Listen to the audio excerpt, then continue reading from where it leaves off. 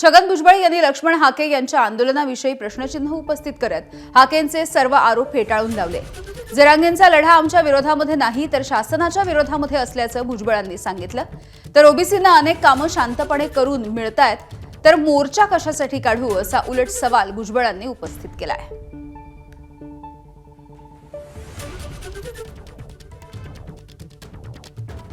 हे आता जे आहे जरांगेचं जे आहे हा लढा आमच्या विरुद्ध नाही आहे, हा लढा शासनाच्या विरुद्ध आहे की आमचे जे आहेत त्यांचे जे काही जात पडताळणी रद्द का होत्या त्याला शासन उत्तर देत आहे।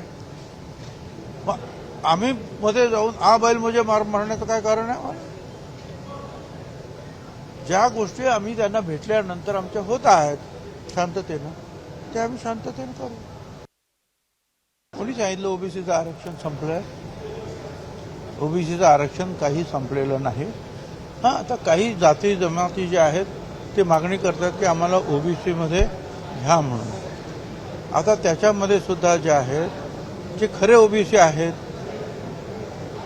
ते जातगणनेमध्ये जे जात पडताळणीमध्ये पास होतात, जे चुकीचे आहेत ते नापास होतात। त्यामुळे असं काही नाही की सगळं संपलंय म्हणून।